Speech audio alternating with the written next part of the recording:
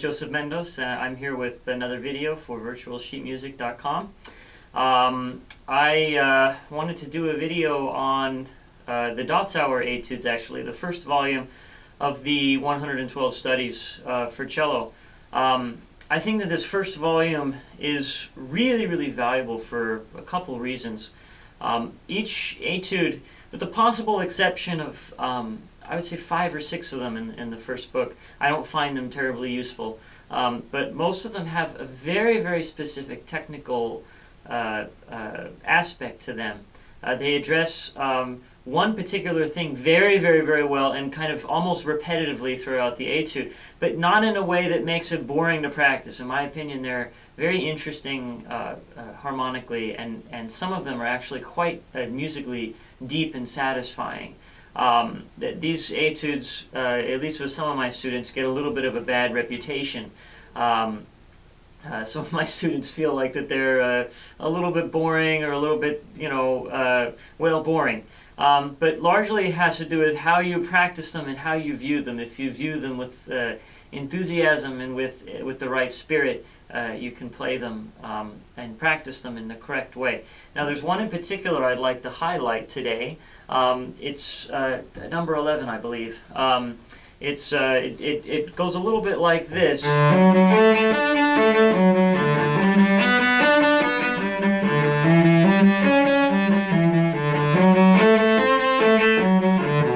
Anyway, it's largely a string crossing exercise, as you can see. We want to practice making sure that we get these string crossings very smooth. Now, this is something I talked about a little bit in in fact, the very first video I did for virtualsheetmusic.com, the video on the first box suite.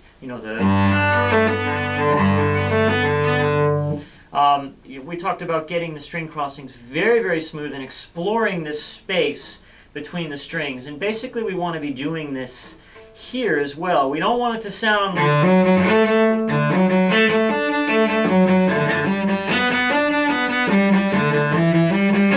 like whenever we have a string crossing, we slap it. We want to avoid that completely and try to get this as smooth as we can. Now, there's another aspect to this as well. We want to make sure that we're doing every single bow change, every single change of bow from down to up or up to down with the maximum amount of smoothness. So we want to be listening for this. Now, this is something that I know there's differences of opinion on how to achieve this. It's my belief and feeling that the bow change is something that is best done by the fingers and the fingers alone. So you can think of it like this, that when the bow gets to the end of a bow, or you get to the end of a bow and then you want to change, that your fingers need to be the ones doing the change.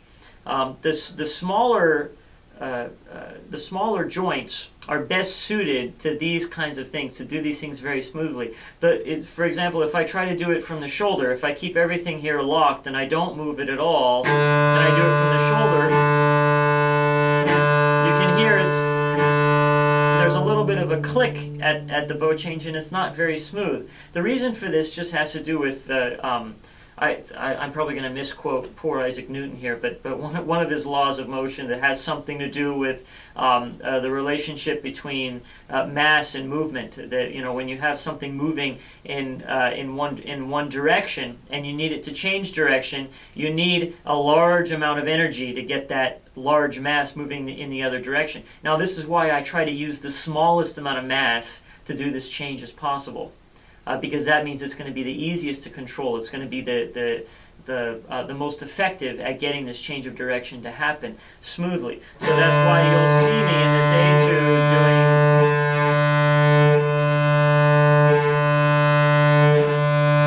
etude doing the changes primarily with the fingers. I'll demonstrate in the etude one more time.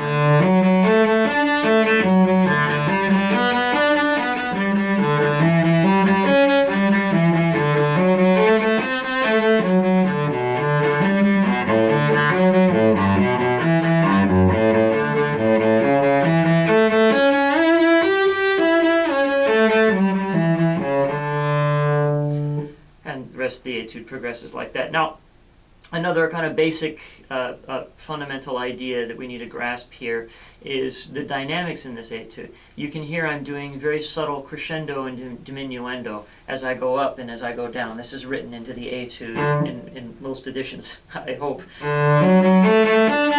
So this D is louder than the first D.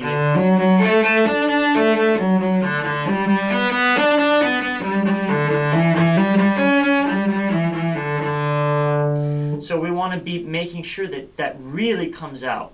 And I always find personally that in order for dynamics to really come out, I need to be thinking of them on a very large scale. I need to be exaggerating them as much as I possibly can. So I think that's important too, just to kind of start off with that idea in your brain. Then to actually accomplish this, I think I don't remember in what video that was actually, maybe it was a bow fundamentals video. I talked a little bit about the arc of the bow, that the bow actually, that the bow comes up as you approach the tip like this in order to really sustain. And a crescendo has almost everything to do with this. A crescendo, the only things we're going to manipulate past actually doing that and kind of exaggerating that even more is accelerating the bow speed a little bit. And I think you'll see that when I'm doing this.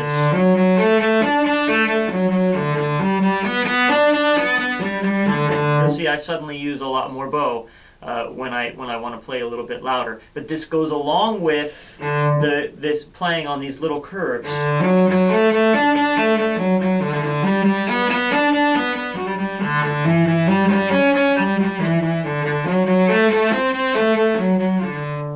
So those curves go along with it, because if you just increase the bow speed, but you're not really kind of lifting on every down bow, lifting meaning, this elevation change here. If you're not doing that every time and you increase the bow speed, you'll just get this. The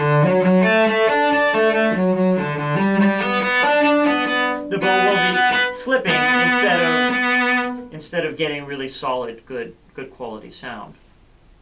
Now later on in this etude, there are some interesting things to do with the left hand. I know I've been talking about the bow only. Let's see if I can remember where. Yeah, starting here.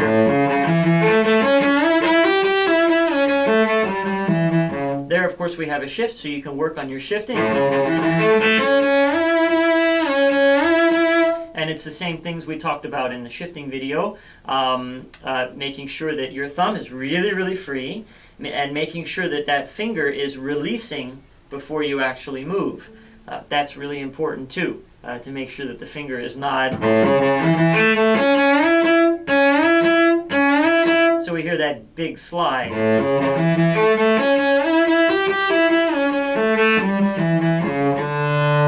Now here, when we start to have these E flats and B flats, this is where you actually want to make sure that your first finger is really free. I'm not a big fan of leaving fingers down that aren't in use. I think I have this in common with the late great Hungarian cellist János Starker. He taught this as well, to never leave fingers down when they're not being used. And I think this is really important for intonation, because there's always something that you can be doing with another finger to get ready to play the next note. So when I play that F, for example, and I get to here, you'll see I'm able to freely go back. If I started like this, now I kind of need to pinch back. You see, I need to do that kind of move, and it could end up being clunky. You could do that, and if you practice it a lot, but this way doesn't require much practice. And you can see as I go through this passage how much my first finger is really staying up. Sorry.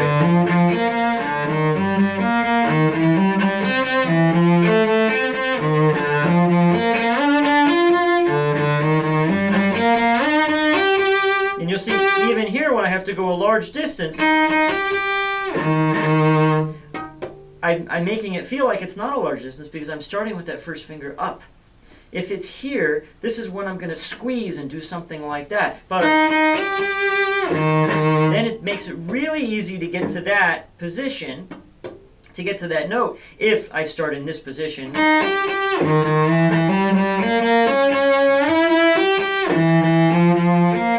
Same thing there.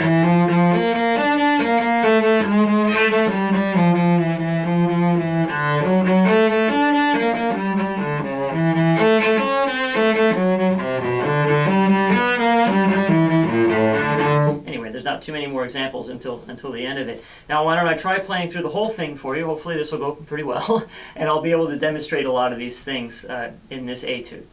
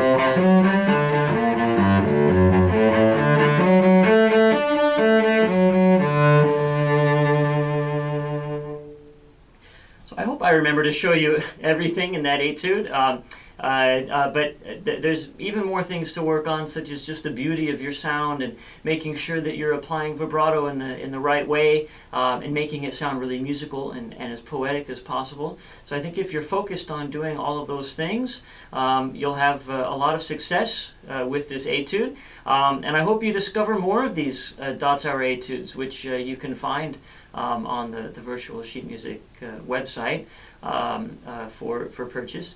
And yeah, I hope you enjoy these. I hope you learn to love them as I did and as I continue to do. So enjoy, and I will look forward to seeing your comments. Once again, this has been Joseph Mendoes with a video for virtualsheetmusic.com.